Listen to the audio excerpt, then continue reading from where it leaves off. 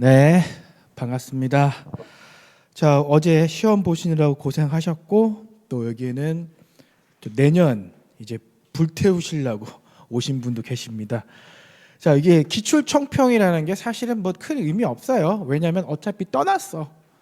되돌릴 수 없는 거지만 중요한 건 뭐냐면 제가 요번에 강의를 처음 하면서 느꼈던 게 뭐냐면 정말로 이 수험생들이 보면 이런 느낌이었어요. 물가에 내놓은 애들 같은 거야. 그러니까 준비만 하지 어떻게 해야 하는지 그런 전략이나 팁 같은 거 아무것도 없이 들어가더라고요. 그러니까 제가 시점 모의고사랑 그 모의고사 강의 진행하면서 제가 6월 이후에 제 이제 수험생들이 많이 유입이 되면서 이제 타 학원이나 타 선생님 강의 들으신 분들이 저한테 와서 그런 얘기 하더라고요. 이거 몰랐는데. 이런 식으로 접근하는 거 몰랐는데. 그러니까 그게 사실은 실력 차이라는 게 다 거기서 거기에요. 근데 제가 사무관리론 이 과목에 대해서 정말 중요하게 생각하는 게 뭐냐면 순발력이 너무 중요해요. 다른 과목에 비해서 순발력이 너무 중요합니다. 그러니까 어떤 내공이 그렇게 중요하지 않은 과목이에요. 그래서 이제 요번에 한번 기출을 대해서 한번 말씀을 드리겠는데 일단 평이했어요. 평이하고 무난했습니다. 근데 우리 수능에서 수학을 못 하시는 분들도 계셨을 거예요. 수능 세대에서. 근데 수능을 맨날 9등급을 받는 학생이 있어. 맨날 9등급이야. 근데 수능 수학이 쉽게 나왔다고 해도 어차피 이분은요 똑같아. 그러니까 뭐냐면 사무관리론은요 언제는 그럼 평이하지 않았나요? 솔직히 얘기해서 뭐 브리타 문제야 나왔다 쳐. 사무관리론은 언제 뭐 평이하지 않았냐고. 솔직히 얘기해서 정말 기본적인 내용만 물어봤잖아요. 솔직히 그 몇 개의 브리타는 어느 시험이나 있는 거고 사실. 무난하고 평이했지만 결국엔 뭡니까? 결국 못 쓰시는 분들은 뭐 어차피 못 썼을 겁니다. 예. 자, 사무관리론 3대 거짓말. 오늘 초시분들 이거 믿으면 안 됩니다. 절대 믿으면 안 됩니다. 언젠가는 외워진다. 믿지 마세요. 저는 이거 줄곧 얘기를 해요. 언젠가는 외워진다라고 자꾸 그런 얘기 들으면요. 언젠가는 외워지겠지. 언젠가는 외워지겠지. 그러니까 계속 회독수만 늘리는 거야. 그럼 또 이렇게 얘기를 해요. 회독을 많이 하면 외워진대. 그런 게 어디 있어요. 그럼 시험 못 보는 사람이 어디 있어. 회독을 많이 하면 외워지는 게 아니라 어떻게 하느냐가 중요하죠. 안 그래요? 어떻게 회독하느냐가 중요한데 수험생들은 언젠가는 외워진대. 그래서 회독을 많이 해. 지금 외워지지 않는데요. 아직 때가 안 됐습니다. 더 하셔야 돼요. 회독을. 그것만 믿다가 시간 다 간다니까요. 아셨죠? 뭐 이거는 개인 차이인데 난 이거를 계속 주구장창 얘기를 하고 있어요. 언젠가는 외워진다. 가스라이팅 당하지 말라고. 지금 못하면 못해요. 맞습니다. 지금 할 수 있는 건 나중에도 할 수 있어. 왜? 까먹었지만 다음에 재생 속도가 빨라지기 때문에. 근데 지금 못하는 거 나중에 안 돼요. 이 한 과목만 하는 거기 때문에 아니기 때문에 못해요. 언젠가는 외워진다? 언젠가는 외워지겠죠. 근데 시험이 끝나고 나서 외워지면 무슨 소용이 있냐고. 믿지 마세요. 저는 그래서 수업 스타일이 무조건 암기로 갔어요. 이런 걸 하질 않았어요. 회독 자체를 중요시하지 않아. 그런데도 어떻습니까? 6월 이후에 제 수강생이 폭발적으로 늘어났죠. 해보니까 내 말이 맞는 거야. 사실은. 그리고 전범위를 다 해야 된다? 이거는 솔직히 이렇게 말을 하면 안 됩니다. 대략 100개에서 110개입니다. 시중에서 찾아보세요. 제 요약서가 가장 양이 적어요. 그건 부정할 수 없는 팩트죠. 근데 난 이렇게 못하겠다고 수업을. 왜? 못할 거 아니까. 왜? 강사인 저도 못한다니까요. 어떻게 100개 넘는 주제를 그거를 내가 어떻게 시험장에 들고 나도 못해. 나도 못하는 걸 수험생들한테 어떻게 하라고 하냐고요. 안 그래요? 그래서 제가 누차 강조한 건 그랬어. 내 기본서가 요약서에서 시험을 합격할 정도로 충분한 점수가 확보가 안 되면 난 내가 안 한다 그랬다니까. 그러니까 여러분들은 항상 그래요. 전범위를 다 해야 된다 이런 얘기 하지 마세요. 불안하면 불안할수록 여기저기 손댔다가는 망합니다. 설사 전략적으로 실패하더라도 절대로요, 전범위를 다 하는 그런 멍청한 짓을 하면 안 돼. 진짜로. 이거 하시는 분들 막 불안해서 막 전범위 손대는데 난 내가 봤을 때 수험에 대한 감각이 진짜 없는 거예요. 누가 다 하고 들어갑니까? 불가능합니다. 이렇게 말하는 사람 지보고 해보라고 해요. 지보고. 못해. 자, 암기 과목이니까 마지막에 해야 한다. 이거 진짜 실패 많이 합니다. 예. 사무관리론 마지막에 해야 된다고 해서 6월 달에 들어왔어. 되겠냐고요. 가장 실패를 많이 하는 이유가 이거예요. 암기 과목이니까 마지막에 해야 된다? 여러분, 사례형이 어려워요? 약술형이 어려울까요? 약술형이 어렵습니다. 왜요? 사례형은요, 세팅이 돼요. 딱 세팅이 되는데 약술형은요, 구석탱이 막 끌어내면은 못 잡아요. 그러니까 강사들의 적중률, 사례형은 적중률이 높을 수밖에 없죠. 약술형은 찢어놓으면 100개가 넘는데 이거 어떻게 적중률이 높일 수 있냐. 그러니까 모의고사도 다 때려박아서 그거 적중했다고 말하면 안 되죠. 저도 이번에 100%다 적중했습니다. 근데 의미 없어. 광고 같은 거 안 해. 왜? 때려박고 나서 적중 못하면 그게 미친 강사죠. 안 그래요? 나 그래서 그런 얘기를 하고 싶지가 않단 말이야. 자, 암기 강의 과목이니까 마지막에 해야 된다. 이거 제발 좀 이렇게 믿음 버리셔야 됩니다. 진짜입니다. 이것 가장 실패하는 첫 번째 이유예요. 예. 마지막에 해야 된다. 마지막에 하면 돼. 그때 하셔야 돼요. 오늘 초시분들은 이것만 알고 가도 돼. 솔직히. 특히 이거. 2개. 전범위 다 해야 된다. 필요 없습니다. 암기가 보니까 마지막에 해야 된다. 절대 믿지 마세요. 이 3가지가 사무관리론 3대 거짓말입니다. 믿는 거야 뭐 본인 마음이지만 저는 그렇게 주장하니까 저를 믿으실 분은 믿으세요. 아셨죠? 자, 요약서로만 시험 대비가 충분한가? 그렇죠? 대부분 행정사분들은 직장 병행을 하시기 때문에 요약서에 대한 선호도가 높죠. 저도 원래 요약서를 만들고 싶지 않았는데 요청이 많아서 만들었는데, 요약서로 결과적으로 말하면 이번 시험에 일단 제 요약서 기준으로 보면은 일단 90%는 커버가 됐습니다. 그렇죠? 여러분 어차피 고득점보다는 저는 그래요. 처음부터 나는 합격하기에 충분한 점수면 된다주의이기 때문에 충분한데 일단 뭐 어느 학원 요약서도 다 똑같아요, 사실은. 그러니까 여러분들이 중요한 건 뭐냐면 요약서냐 기본서냐라는 확실한 어떤 고민보다는 하나만 제대로 파세요. 이것저것 제가 모의고사 강의 때 그런 말 많이 했거든요. 학원별 자료 같은 거 수집하지 말고 가지고 있는 요약서 요거 하나로 승부 보세요라고 했죠. 그걸로 승부 봐야 돼. 이건 어떤 과목에도 마찬가지입니다. 하나만 제대로 파면 되니까 여러분들은 어떤 교재를 갖든 그거 하나만, 번잡스럽게 교재 양을 늘리지 마시고요. 하나만 됩니다. 그렇죠? 자, 우리 수험생이잖아요. 그럼 우리 이상적인 것과 현실적인 걸 구분해서, 저는 무조건 현실주의입니다. 왜? 저도 수험생을 해봤는데 강사분들이 얘기하는 이상적인 얘기는 듣지 마. 솔직히 얘기해서. 왜냐하면 여러분들이 구현해내지 못합니다. 여러분들 50분 안에요. 50분 안에 너무 시간이 적어요. 50분 안에 뭘 해야 돼? 100분도 아니야. 그럼 50분 안에 뭘 해야 되는데 이상적인 전략 같은 거 필요 없다니까. 진짜요. 내가 진짜 이거 답답한 거야, 수험생들. 뭔가 있을 것 같죠? 없어요. 실제 모의고사 해봐도 뭐냐? 쓰기 바빠. 아니, 쓰는 것조차도 어려워. 우리가 축구를 하잖아요. 축구를 하는데 90분 동안 체력이 없어, 체력. 90분 동안 체력이 없는데 히딩크한테 축구 배우고 안정환한테 축구 배우고 호날두한테 축구 기술을 전수받아. 그 무슨 소용이 있어? 뛰지를 못하는데. 여러분의 문제는 뭔지 아세요? 암기가 안 되는데 어떻게 쓸 것인가, 잘 써야 된가 이런 고민을 한다니까.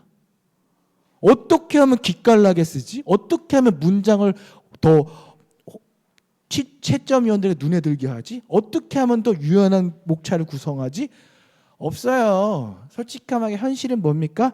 머릿속에 튀어나오지도 않아요. 일단 중요한 건 내용을 밀어 넣는 게 중요하다니까요. 특히 사무관리론 같은 경우는.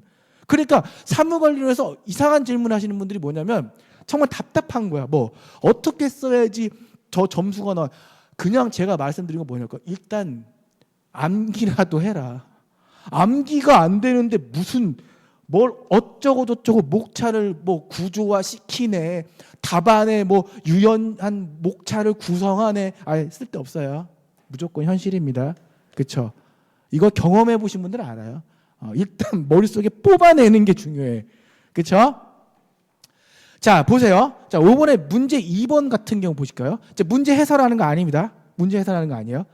여기서 문서의 발신 명야, 발신 방법 등에 관하여 설명하는데 이거 제가 모의고사 때 몇 번 강조했는데 딱 두 가지 부류가 있어. 첫 번째, 발신 명야, 발신 방법만 쓰는 분이 있어.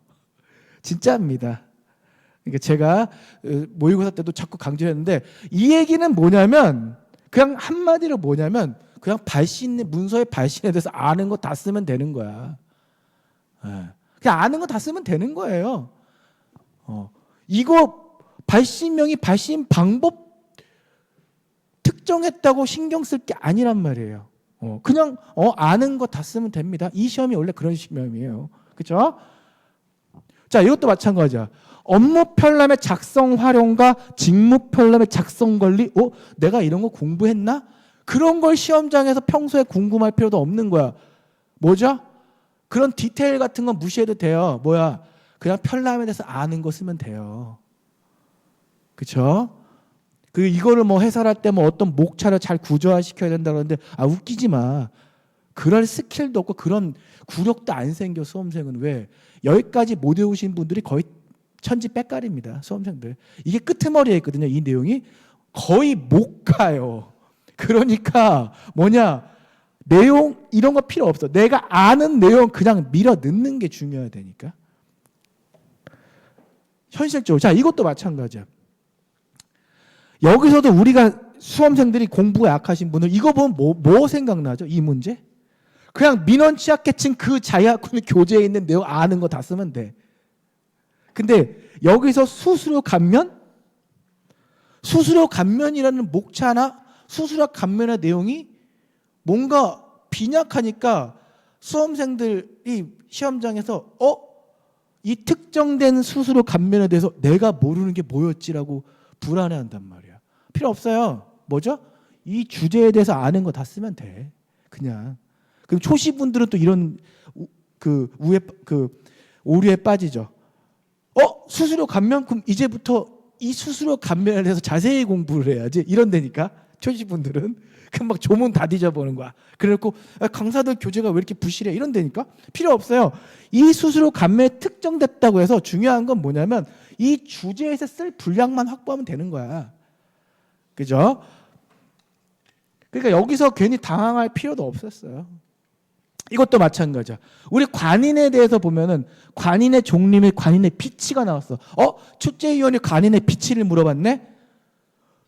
내가 공부를 관인의 비치라는 걸 제대로 했었나? 그런 목차가 있었나? 없어요. 내용 자체가 없다니까. 특수 관인은 일반 해당 관인과 좀 따로 관리를 한대. 아니면 쓸 게 이거밖에 없겠지. 잘 모셔둔다. 뭐 쓰면 되지 뭐. 그렇죠? 그럼 없어. 그럼 사람들이 관인의 비치가 특정됐다고 해서 또 내가 모르는 게 뭐지? 필요 없어. 관인이란 무엇이며 관인의 종류는 무엇이 있고 특수관인은 무엇이며 특수관인을 지정 관리하는 주체들은 누구인가 이렇게 장관님들 나오면 그냥 끝나는 거야. 그러니까 시험장에서 이런 거에서 휘둘리는데 시간 다 잡아먹습니다. 아셨죠? 이것도 마찬가지. 자, 올해 문제 1번인데 여기서도 보세요. 요거까지만 봤겠지 일단. 대부분 수험생들은요. 그렇죠? 여기서 봤어. 그럼 본인 정보 공동 이용과 관련해 민원인의 권리를 설명하고 그럼 이 발문을 잘 보면 뭐예요? 이 본인 정보 공동 이용과 관련한 민원인의 권리가 뭐가 있죠? 행정 정보를 보유하는 기관장에게 민원을 접수 처리하는 기관장에게 내 정보 갖다 주라고 제공 요구할 수 있죠. 또요. 그 제공 요구에 대해서 이 짓거리 계속 앞으로도 할게라고 정기적으로 요구할 수 있는 권리가 있단 말이야. 그게 타겟팅이 돼야 돼. 근데 사실상 제가 말했죠. 우리는 현실이니까 현실에 맞닥뜨린 수험생은요 그런 걸 생각할 겨를도 없어. 뭐 썼냐면 대부분 열이면 열 다 어떻게 썼을까? 그냥 내가 아는 본인 정보 공동에 대한 주제에 대한 목차 잡고 그냥 썼을 거예요. 대부분이. 근데 그게 잘못됐다는 게 아니야. 왜? 어쨌든 이 내용이 들어가서 어딘가에만 꽂혀주면 돼. 어딘가에만 꽂혀주면 되는 거지. 그게 꼭 예쁘게 목차 구성으로 들어갈 필요가 없다라는 거예요. 아셨죠? 그리고 아마 대부분 여기서 그냥 아는 거 다 밀어 넣었을 거예요. 왜? 이 부분 본인 정보 및 종류 및 세부 유형 이거 대부분 대비가 안 됐을 겁니다. 예, 대비가 안 됐을 거예요. 그럼 우리는 어차피 봐봐요. 최준문 네 요약서에 이 내용 없잖아. 없어요. 예, 안 넣었어요. 왜? 이 주제 자체가 양이 너무 많아. 그러니까 어차피 이거 너무 많기 때문에 이거를 넣으면은 볼륨이 커지기 때문에 이따 쓸 수 있는 양만 정했는데 좋아. 이거 제끼라고 치죠. 제껴도 이미 그래도 확보할 수 있는 점수는요. 여러분 합격하는데 충분한 점수가 이미 남아 있습니다. 그렇죠? 이거 시험장에서요. 어차피 제낄 수 있는 시험 제껴야 되는 점수는 있는데 그래 백날 날 비판해도 난 받아들일 수 있어. 왜? 어쨌든 내 요약서에 빠졌기 때문에. 그렇죠? 그러면 여기서 제가 말씀드리는 건 그거야. 이걸 보고 이 목차를 구성하려고 노력하지 말고 이럴 땐 뭐다? 그냥 이 주제에 대해서 내가 아는 거 막 밀어 쓰세요. 네, 괜찮습니다. 자, 제일 중요한 게 시험장 가서 정말 중요한 게 뭡니까? 아는 걸 일단 밀어 넣어라. 네, 실제로 작년에 목차 버리고 5위로 합격하신 분도 있어요. 네, 뭐가 중요할까? 자꾸 목차 하시는 분들이 있는데 야, 나 까놓고 얘기 사무 관련해서 목차가 중요해요? 안 중요해. 왜? 그 문제에 따라서 목차 구성을 유연하게 그때그때 바꿔주는 건 굉장히 중요하죠. 왜? 출제위원이 봤을 때 보기 좋거든. 그건 자기 보기 좋은 거고 시험장에 있는 수험생은요 그거 신경 쓸 시간이 없어요.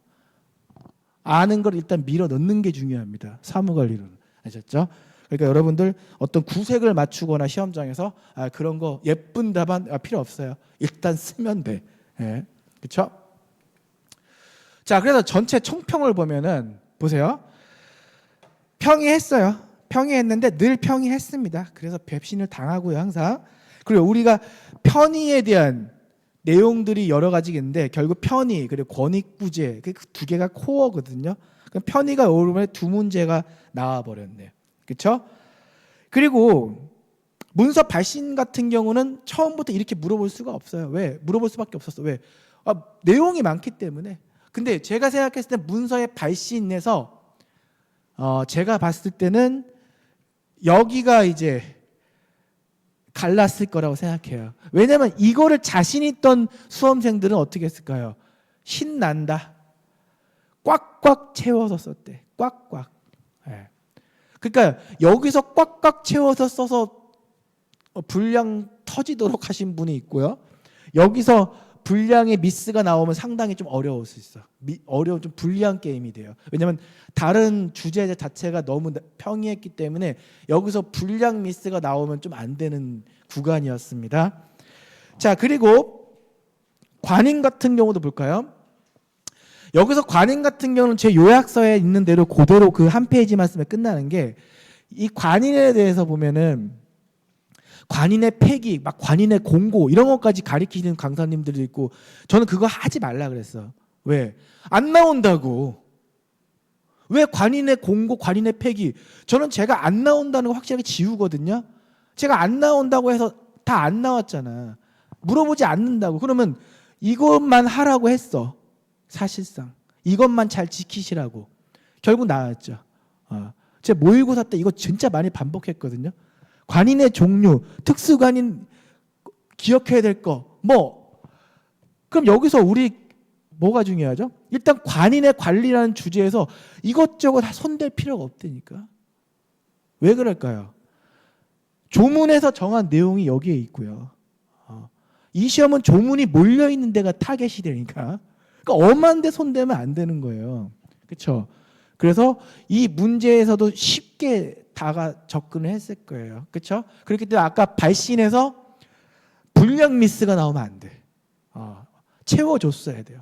자, 이 부분은 이제 업무 편람까지 손대시기는 어려웠는데 이 업무 편람에서도 이 편람 문제가 사실은 제가 이 아쉬운 점에 넣었죠. 왜? 행정사 시험과 진짜 너무 연관성이 없어요. 이거는 행정기관 내 각 부서에서 만드는 거기 때문에 특히 이 직무 편람은 별로 의미가 없는 시험인데 내가 이런 거 진짜 내지 말라고 막 소원을 내요. 이게 행정사랑 뭔 관계가 있어. 네? 근데 이 문제에 접근할 때 제가 항상 했던 게 뭐였냐면 제가 시험 마지막 날도 이걸 했거든요. 그 모의고사 마지막 수업까지도 이걸 다뤘어요. 뭐라 그랬냐면 시험 날 전날이나 아침에 보고 들어가라. 왜? 이런 거는요 조문이 별로 없어요. 여기서 말은 조문을 내용을 밀었지만 사실상 내용에 조문이 별로 없어. 20점 배점인데 조문 양이 없어. 그 얘기는 뭐죠? 나머지 내용은 굉장히 잘 지어내면 된다. 그렇죠? 굉장히 자유도가 높았단 말이야. 그렇기 때문에 마지막에 눈에 바르고 가라. 암기할 게 아니라 눈에다 바르고 뭐 우리 배웠던 내용들 있죠. 표준화, 전문화, 전문 지식, 효율성 이런 거 갖고 밀어넣을 생각만 하면 되는데 대부분 방어를 그렇게 했어요. 잘. 이거를 달달달 외우신 분들은 조금 수험을 힘들게 하신 분들이고 아마 그분들은 이거 보고 경도된 생각에 고민 좀 했을 거예요. 근데 어차피 처음부터 눈에다 바르고 갈 작정으로 가서 유연하게 하신 분들은 뭐라도 소설이라도 잘 쓰고 왔겠죠. 그게 중요하다니까요. 자, 그래서 우리 이제 어떤 시험에 대한 얘기보다도 저걸 보시면 제가 아까 나눠줬던 내용에서도 보면은 유의점이 있죠. 예. 유의해야 할 점 여기서 뭐죠? 아까 말씀드렸듯이 혹시 발문에 특정되더라고 해도 수수료 감면을 특정해서 물어봤다고 해죠. 그렇죠? 이런 거 신경 쓰지 말라는 거예요. 굳이. 그리고 똑같이 그 3페이지 보시면은 중간에 민원 취약계층에 대한 행정기관장의 민원 처리 수수료의 감면 비율이나 감면 금액은 법 제12조의 2, 제5항에 따른 감면 비율이나 감면 금액 이상으로 한다. 다만 다른 법령에 특별한 규정이 있는 경우에는 해당 규정에서 정하는 바에 따른다. 자, 시험장에서 수수료에 대한 내용이 나왔다고 이거 쓸 수 있는 수험생 몇 명 있을까요? 자신 있게 얘기해 보자고요. 쓸 수 있었을까요? 못 써. 못 쓴다고요. 그럼 우리 어떻게 썼어야 돼? 시험장에서는 그냥 민원 취약계층에 대한 민원 처리는 수수료 감면해 줄 수 있다고 이렇게 쓰던가 아니면 이 감면해 주는 금액이나 비율은 홈페이지 게시해 준다. 요걸로 요렇게 방어를 했었어야지. 수수료에 대해서 감면에 특정했다고 해서 이런 구체적인 내용까지 다 끌고 오면 여러분들 수험 생활이 힘들어진다는 뜻이에요. 아셨죠? 제가 말씀드리고 싶은 게 이런 겁니다. 그리고 뒷장 보시면요. 관인의 종류, 비치. 아까 했잖아. 관인, 비치. 이게 출제위원이 이렇게 물어볼 수도 있지. 그러니까 관인을 비치 어떻게 하냐고 이렇게 물어본 걸로 재심을 이해한단 말이에요. 무시해도 된다니까. 왜? 그냥 관인의 종류에 대한 내용만 잘 쓰면 돼요. 그럼 실제 우리가 쓸 수 있는 내용이 뭡니까? 특수관인은 해당 기관의 관인에 따로 비치해 사용한다. 이거 아니면 지어내든가요. 해당 기관의 관인은 잘 모셔둔다. 뭐가 있냐고. 그러니까 이 특정됐다고 해서 관인의 비치에 대해서 특정했다고 해서 그게 마치 별도의 어떤 블록이나 토픽이라고 생각하시면 안 돼. 그런 걸 시험장에서 속된 말로 쌩까고 무시하고 그냥 자기가 아는 내용을 일단 밀어넣는 게 중요해요. 아셨죠? 이건 앞으로도 마찬가지야. 그렇죠? 자, 그리고 제가 이렇게 썼죠. 관인의 빛은 모르셔도 되는 내용입니다. 모르셔도 돼요. 모르셔도 된다니까. 이게 여러분의 이걸 아는 사람이 더 이상한 수험생이에요. 아셨죠? 그러니까 이런 거를 내는 축제위원들이 왜 이렇게 낼까요? 제 생각은 그렇습니다. 그냥 의도가 아니에요. 왜냐하면 사무관리론을 출제하신 분도 사무관리론 잘 모릅니다. 그분들이 공무원이 아니잖아요. 그렇죠? 공무원이 아니잖아. 현재 지금 이 사무관리론 강의하는 분들 중에 유일하게 저만 공무원 출신이죠. 그렇죠? 그러면은 어떤 그 용어가 어떻게 적용되는지를 잘 알아. 근데 그분들은 학자야. 학자분들은 또 실무적인 내용에 대해서 약간 좀 그게 다르다는 것도 알고 있습니다. 그렇기 때문에 이게 약간 소프트한 거지. 디테일하게 들어갈 수가 없는 거야, 실제로 문제도. 자, 그래서 문제 1의 물음 1에서 아까 말한 여기서 보면은 여기서도 아까 말씀드렸죠. 본인 정보 종류 및 세부 유형 놓쳤다고 해도 그냥 평정심 잃지 말고 그대로 쭉 자기가 아는 내용을 일단 밀었으면 되는 거였습니다. 자, 그럼 기출 해설을 하다 보면 보시죠. 제가 이거 해설 강의 정말 싫어하거든요. 왜? 의미도 없고. 근데 해야 되니까. 자, 여기서 일단 목차를 뭘로 잡았을까요? 대부분 수험생들은 그냥 자기가 아는 대로 썼을 겁니다. 그렇죠? 아닌가요? 그렇죠? 그랬을 거야. 자기가 아는 대로 그냥 썼죠. 그럼 우리가 두 가지 권리, 이 권리가 어떤 분들은 뭐 썼으냐고 내가 장담하는데 그 민원인의 권리 썼다? 내가 장담해. 여기서 발문이 뭐야? 이 공동 이용과 관련한 민원인의 권리. 그럼 내용상 요구할 수 있는 게 뭐냐지. 제 해설 보면은 보세요. 내용이 민원인 본인에 대한 행정정보 제공 요구. 그게 뭐야? 민원인이 갖고 있는 권리죠. 나 이거 요구할 수 있다고. 또 하나, 두 번째 꼭지, 이 본인 정보를 정기적으로 공동 이용할 수 있도록 요구할 수 있다고.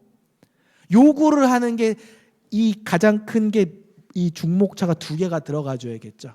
근데 이게 꼭 제가 잡은 목차대로 안 들어가도 돼요. 여기에 관련 내용이 어디든 꽂혀 들어가면 되는 거였습니다. 사실은. 아셨죠? 그러니까 두 가지야. 일단 근데 내용상 그 밑에 내용을 보시죠. 행정정보 보유기관장의 정보 제공. 이것도 사실 뭡니까? 이것도 사실 민원인의 권리라고 볼 수 있죠. 왜? 민원인한테는 제출을 요구하지 않아요. 그 얘기는 뭐야? 이것도 민원의 권리지 뭐. 나 손 하나 까딱 안 해도 되지? 니들끼리 알아서 해야. 니들끼리 알아서 해. 이것도 권리라고 볼 수 있죠. 그렇죠? 그리고 또 뭐죠? 뒤 보면 개인정보보호법 때문에 제공이 못해. 그렇죠? 그럼 제공을 못하면 미안해 하고 민원인에게 알려줘야겠죠? 이것도 알림을 뭐죠? 이것도 권리라고 볼 수 있죠. 이런 경우 나는 통지받을 권리가 있다라는 거지. 뭐 이렇게 꾸겨 넣어도 됩니다. 이거 안 써도 돼요, 솔직히. 이거 안 써도 돼요. 아까 첫 번째 목차에 이 해설서에 두 가지 꼭지만 일단 들어가 주면은 일단 방어가 됐어. 근데 대부분 수험생은 뭐 여기에 대해서 뭐 위조 변조가 안 되도록 뭐 보안 대책을 마련해야 된다. 뭐 이런 내용도 막 썼겠죠. 자기가 아는 거 괜찮습니다. 자, 본인 정보 종류 세부 유형에서 세 번째 여기서 들어가야 될 얘기는 뭐죠? 그러니까 그 정보 제공에는 보유기관장이 요구할 수 있는 본인 정보 종류 있잖아. 종류를 어떻게 해요?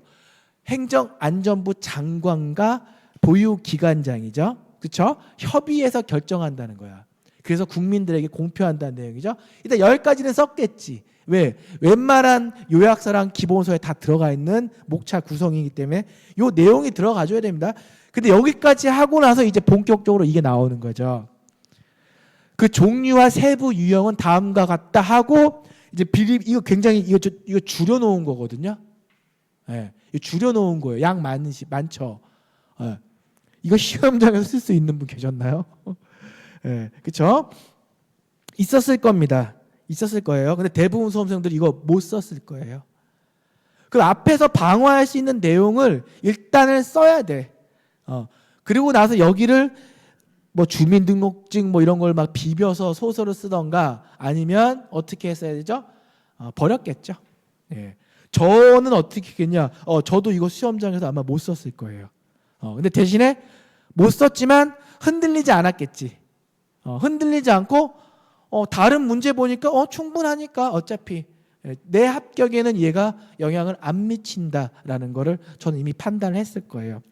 자, 그래서 여러분들은 요렇게만 목차 구성을 해서 시험에 작성했다면 여러분들은 대단히 우수한 수험생이었을 거고요. 실제로는 이거보다 더 양을 줄였어야겠죠. 실제 줄였어야 돼. 이거보단. 자, 그리고 이제 무릎 2를 보시죠. 이거는 제가 진짜 이거 마지막 시간에 제가 찍을 때 그랬어. 이거 나온다 그랬어. 제 실전 모의고사 들으신 분도 있죠. 마지막 시간이죠. 제가 그때 12개를 뽑으면서 이거는 그냥 나온다고, 파인할 때도 이거는 그냥 나온다고 생각하라 그랬어요. 나온다고. 왜 그럴까요?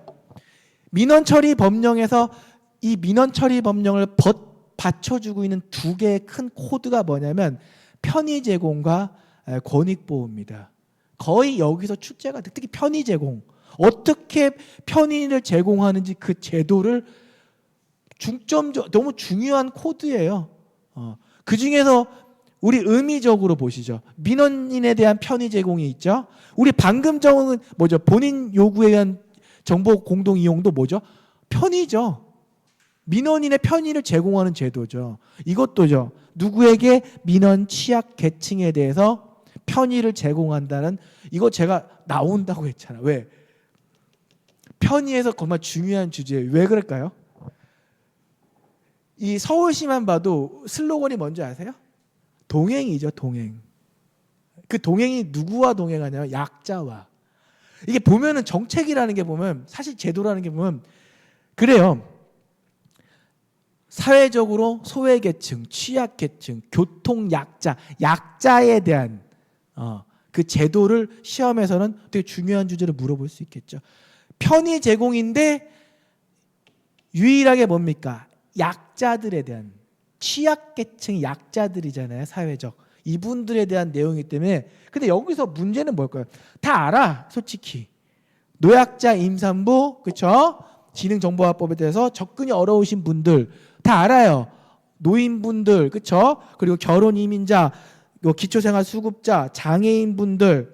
근데 여기서 문제는 뭐였을까요, 우리? 이 장애인 복지법, 국민기초생활보장법, 누군가는 이걸 다 써줬겠죠. 여기서 장애인 65세 이상, 수급자, 결혼이민자, 보호대상자 이렇게만 쓰는 게 아니라 앞에 법에 그 옆에 딱 꺽쇠까지 예쁘게 채우셨겠죠. 그렇죠. 제가 그래 항상 그랬어. 이거 누군가 예쁘게 다 적을 거다. 그렇기 때문에 여러분들 이걸로는 변별이 없는 문제이기 때문에 무조건 여러분도 어떻게 한다? 좀 예쁘게 쓰라. 이거는 예쁘게 꺽쇠도 채워주고 이 법에 대한 그 제목 내용도 꼭꼭 좀 채워 넣어주라. 그걸 나머지는 어려운 내용이 전혀 없었어요. 그렇죠? 이거 20점의 100점인데 되게 고맙죠. 그렇죠? 20점이니까 굉장히 고마운 문제였죠. 되게 고맙죠. 주는 거지 그냥. 그럼 여기서 여러분들이 수수료에 대한 내용이 뭐가 있을까요? 그죠? 민원 처리에 대한 그 취약계층에 대한 민원 처리에 따른 수수료 감면해 줄 수 있고, 감면 비율, 감면 부액이 정했으면 홈페이지에서 공개해 주라는 내용인데, 요거 한 줄만 잡아도 상관없어요. 어차피 어디서 볼륨이 커지죠? 민원 취약계층의 범위에서 이미 볼륨이 나와버려. 이미 볼륨이 나오기 때문에 시험장에서 수수료에 대한 고민할 필요가 없었던 거예요. 사실은. 그렇죠. 이거 주는 문제였죠, 여러분들. 그렇죠? 이거를 못 쓰셨으면 제가 그랬어요. 이거 못 쓰시면 시험장 들어가지 말라 그랬어. 그 정도로 다 잘 쓰는 겁니다, 이 주제는. 자, 그럼 문제 2번 보시죠. 이제 문서의 발신인데, 자, 여기서 발신 명의와 발신 방법을 물어봤잖아요. 그냥 뻔해. 발신 명의는 기관장, 합의제 기간, 그 합의제 기간 명의, 그리고요 보조기간은 그 보조기간 명의. 내부 결제 문서 발신 안 하지. 그렇죠? 그러니까 발신 안 하니까 명의 표시하지 않고 발신 방법은 뭐야? 당연히 뭐요? 정보통신망. 그렇죠? 그 전자기록 다 하셔야겠죠. 그거 원래 할 때는. 그리고 정보통신망 이용 못하면 뭐죠? 우편 팩스 이런 거지. 그리고 행정기관이 아닌 자한테 보낼 때는 공무원한테 부여된 이메일로 보내겠죠. 또는 홈페이지에 게시를 하겠죠. 그렇죠?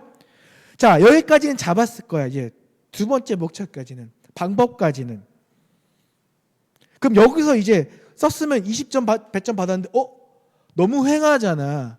그럼 여러분이 채점위원이면 발신 명의, 발신 방법 등에 관하여 물어봐자. 등. 그러니까 뭐죠? 아는 거 다 써라.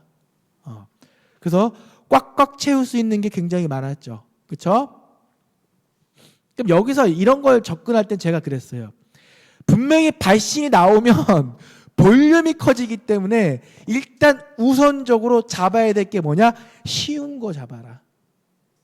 왜? 발신 방법 쉽잖아. 내용이. 이게 뭐 어려워요? 이런 거 잡아두라고 했어. 그리고 뒤에 보시면 문서 등의 보안 유지 너무 쉽지. 이것도 내용 자체가. 그래서 발신 원칙 세 번째 목차에 두 번째, 세 번째 꼭지 보면 이게 이해가 안 가고 말이 어려워서 못 쓸 것 같은데 내가 버리라 그랬거든. 왜? 이거 붙잡고 있느니 차라리 다른 거 쉬운 거 써서 채워 넣으라.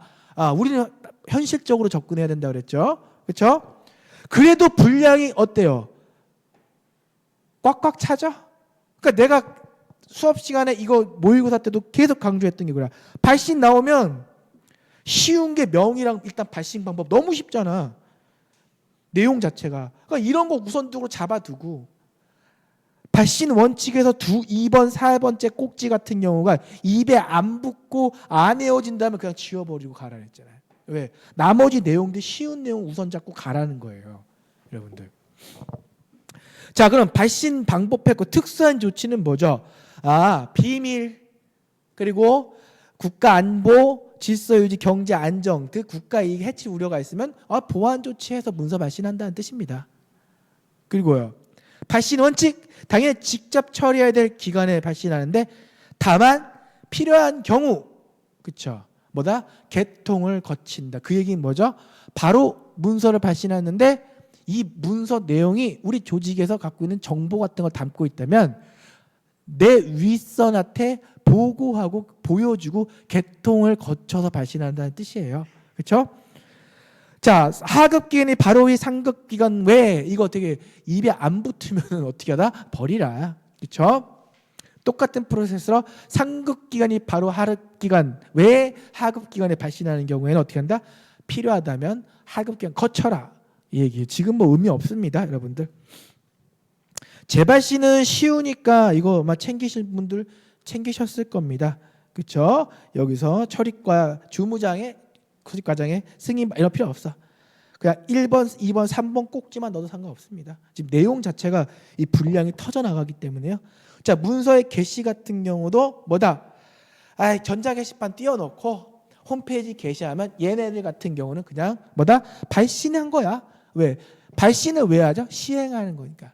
시행을 위해서 발신하는 거니까 이게 그냥 시행이 된다. 그러니까 발신이다라고 보면 됩니다. 자, 이렇게 하시고요. 선생님, 왜 이렇게 그 해설 강의를 별로 이렇게 힘을 안 주세요? 전 모의고사 강의 때도 해설 강의는요, 실전 때는 안 했어요. 그리고 6월 모의고사 때도 거의 마지막 시간에 다 실강생들 집에 보내고 제가 혼자 찍었어요. 왜? 별로 안 중요해서. 제가 이 8월달 모의고사 다른 선생님들 2시간씩 했잖아요. 난 3시간씩 했거든요. 왜? 무조건 요약서 돌리는 게 더 중요하기 때문이죠. 자, 관인의 종류. 비치. 관인의 종류는 딱 뭐가 있지? 우리 그냥 상식적으로 청인이 있죠. 청인은 뭐지? 관청청. 기관이니까 청인이고, 직위는요, 내 직분이 걸렸다고. 장 들어가면 직이냐. 그 종류죠, 뭐. 그리고요. 근데 여기서 보면은 보조기관이 위임받은 사무는 뭐죠? 장관 밑에 예를 들어서 차관 밑에 실장 밑에 국장, 그분들이 위임받아서 처리한다. 그분들 직이 걸렸죠. 직인이지. 이렇게 쓰면 쓸 게 없기 때문에 이렇게 쓰라는 겁니다. 그렇죠?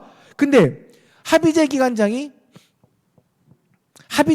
아니라 합의제 기관장이 장으로서 사무 처리한다? 그럼 뭐 그때도 직인. 그러니까 결국 청인과 직인이 있다고.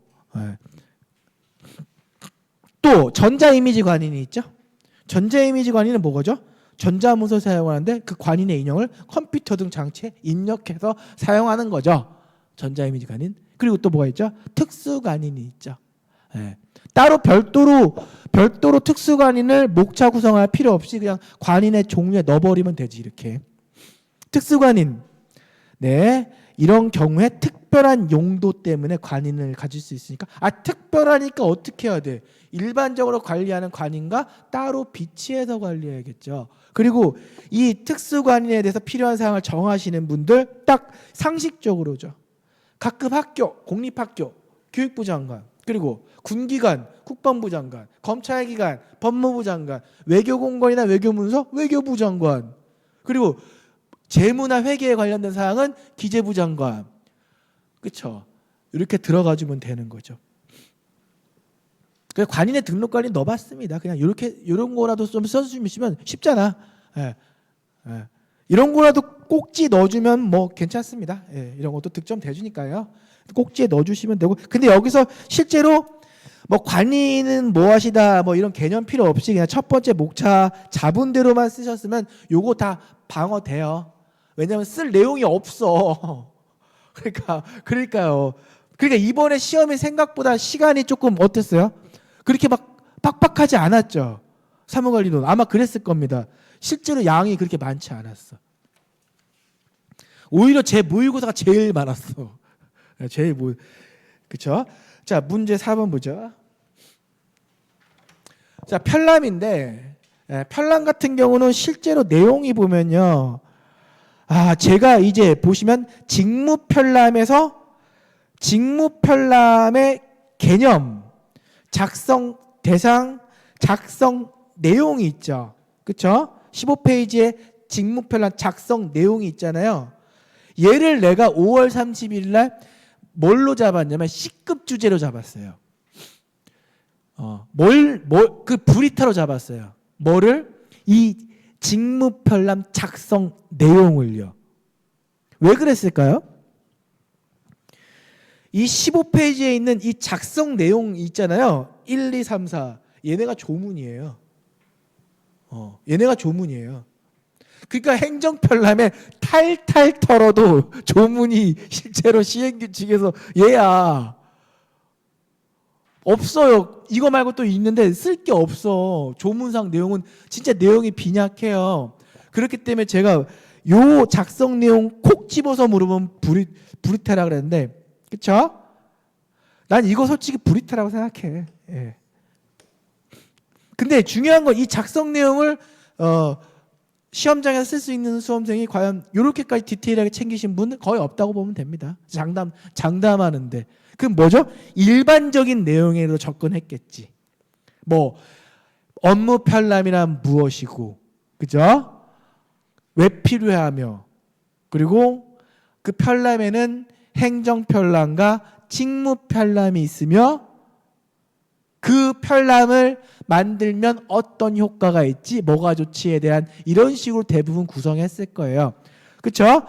딱 그 세 번째 작성 내용 1, 2, 3, 4 얘네 꼭지를 디테일하게 잡아서 넣을 수 있는 수험생이면 정말 고수고, 대부분 수험생들은 뭐죠? 일반론적으로 접근했다는 거예요. 그럴 수밖에 없는 주제입니다. 그렇죠? 그 뭐냐? 업무 편람. 그 막 블라블라 이거 어떻게 해야 돼? 이대로 외우면 바보지. 제가 수업 시간에 말했던 것처럼. 이거 외우는 거 아니라니까. 어떻게 해요? 시험장에서 지어내는 거야. 뭐 갖고? 표준화로. 표준화된 업무를 실어 놓은 거 아니에요. 그렇죠?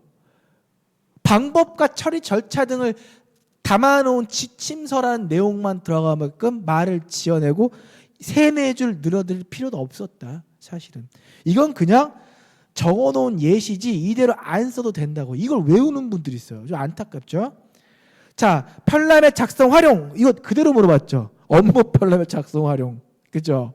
그대로 나왔잖아. 두 번째 목차. 제 교재 그대로 있거든요. 그러면 이대로 똑같이 써도 되지만 필요 없어. 그냥 이 내용만 알고 있으면 돼. 왜? 여러분들 지침서라는 게 뭐예요? 반복되니까 표준화 시킨 거죠. 왜? 너도 보고 나도 보고 아무나 봐도 똑같이 표준화된 업무를 수행할 수 있게끔 만든 편람이다 라는 식의 내용만 들어가주면 되지, 굳이 똑같이 교재를 외울 필요 없었습니다. 제가 누차 강조하지만 편람에서 나왔으면 이 교재 똑같이 외우는 건 정말 불행한 수험생이라고 얘기했어요. 뭐냐? 맥락만 맞추면 돼. 맥락. 자, 편람의 종류, 행정편람. 이것도 마찬가지야. 이것도 지원해도 돼요. 행정편람, 업무의 기준과 업무의 절차 방법과 장비 등의 정보 뭐 담겨 있고 뭐죠? 결국 지침서 역할을 한다. 똑같은 얘기잖아. 계속. 직무편람. 얘네는 핵심적으로 알아야 될 게 뭐냐면 저기요. 두 번째 작성 대상에서 최하 단위, 부서 단위에서 작성을 한다. 요걸만 넣어주면 돼. 이게 핵심 키워드야. 그러니까 부서 단위에 만드는 업무 처리다. 최하 단위 부서. 이게 제일 중요한 코드였어요. 그럼 행정편람은요? 행정기관 명의로 발간하고, 직무편람은 진짜 그거야. 공무원 각 부서에서 자기네들끼리 어떤 업무를 어떻게 하고 업무 계획이 있다면 어떻게 계획을 짜고 그거 그냥 모아놔서 빵꾸 뚫고 묶어놓은 거야. 별것도 아닙니다. 이거. 그러니까 최하 단위 부서의 단위 업무 요게 들어가 줬어야 돼. 요게. 나머지는 그렇게 중요하지 않아요. 그리고 작성 내용은 카바를 못했을 거예요. 예. 그렇죠? 대부분 수험생도 이거 못 집어넣었을 겁니다. 어려워요. 여기까지는. 그럼 여기서 네 번째, 편람의 활용 효과. 제가 여기 옆에 뭐라고 써놨죠? 자유도 높게 써도 무방하다 그랬죠? 이게 뭐야? 요거 내용을 외워서 쓰는 게 아니라, 제가 이거 실전 모의고사 마지막 시간에 이걸 꼭 했거든요. 뭐 편람의 활용 효과가 나오면 어떻게 해라? 지금까지 배웠던 표준화, 간소화 이런 거 밀어 넣으라고. 뭐 업무를 표준화해야 처리할 수 있어. 지침서 역할을 할 수 있어. 그리고 중복을 방지한대. 그리고 부서 간 기관 간 협력을 증진한다. 그렇죠? 목표와 방침을 정해주는 지침서 역할을 한다. 또 중복 방지 그리고 업무 현황을 파악할 수 있다. 그냥 갖다 넣으면 된다. 그렇죠? 이게 왜? 조문이 아니니까. 조문이 아니기 때문에 자유도 높게 갖다 바르면 되는 거였어요. 그렇죠? 자, 그럼 여러분들은 이제 보시면, 자, 우리가 수험을 준비하다 보면 이 초심분들도 이게 꼭 들으셔야 됩니다. 요 사무관리로는요 꼭 명심해야 할 게 뭐냐면 저기예요. 그냥 100이 있다면 한 95는 그냥 조문 싸움이에요. 조문 싸움인데 중요한 거는요, 조문의 일치 여부가 한 어느 정도면 될까요? 정말 조문이 있다면 제가 장담하지만 한 70%만 얼추 맞추면 된다고 생각하시면 됩니다. 네. 조문을 그대로 암기하는 건 그야말로 미친 짓이고요. 네. 못합니다. 절대 못해요. 그냥 조문을 마음 놓고 이렇게 생각해. 한 그냥 70% 공부할 때는 한 60% 정도의 싱크율만 맞추자. 그러니까 뭐죠? 핵심 키워드만 일단 잘 집어넣자. 그리고 좀 더 잘해서 시험장 가서 70%로 들어가면 돼요. 여러분들. 조문 80% 이상의 싱크로율은 저는 할 수 있죠. 여러분도 못해요. 수험생도 못합니다. 절대 못해. 강사들이 여러분한테 그런 걸 강요한다면 강사가 아니야. 오히려 솔직하게 못합니다. 예. 여러분은 80% 이상의 싱크로를 못 맞춰요. 못 맞춥니다. 조문가의 정확성 못 맞춰요. 한 70%라고 생각해. 편해요. 나머지는요, 뭐냐면, 이론적인 부분이 있는데, 이 이론적인 부분은 뭐냐면, 나머지는 그냥 내가 이 행정 업무 규정을 배우면서 배웠던 키워드 갖고 그냥 그 자리에서 소설을 쓴다고 생각하시면 되는 겁니다. 그냥 그 자리에서 그냥 글짓기 하고 나오는 거야. 그 나머지는요, 완전히 실무적인 건 거의 안 나와요.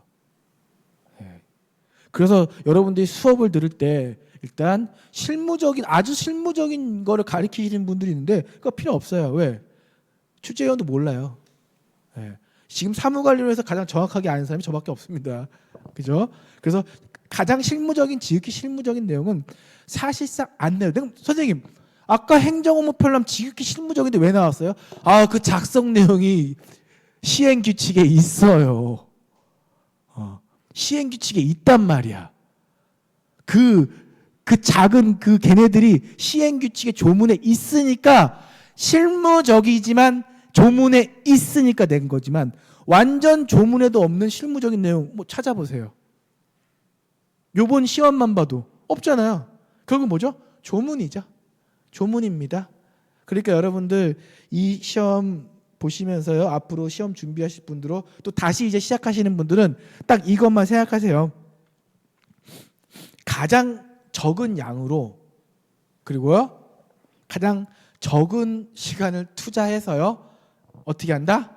그냥 합격할 수 있는 점수만 만들고 민법 계약, 실무법 그리고 절차론에 더 시간을 쓴다라는 전략으로 가셔야 됩니다. 이거는 맞아요. 사무관리론은요, 시간 더 많이 투자한다고 되는 게 아니에요. 어차피 대부분 못합니다. 그러니까 시험은 남들 좀 하는 건데, 이번에 민법 어려운데 민법 좀 잘하시는 분도 있을 거 아니에요. 그럼 여러분도 좀 잘해야 돼. 사무관리론은 좀 못해도 돼요. 왜? 다 못할 거니까. 아셨죠? 그래서 새롭게 도전하시는 분들 또는 다시 도전하시는 분들, 이번에는 수험 전략에서 사무관리론에서 최소 시간을 투자한다. 그렇죠? 그 전략으로 가시면 되겠습니다. 기출청평에 대한 내용은 프린트로 보시면 되고요. 제가 이제 오늘의 시간을 마치고 이제 저한테 질문하실 분들 질문 얘기 듣겠습니다.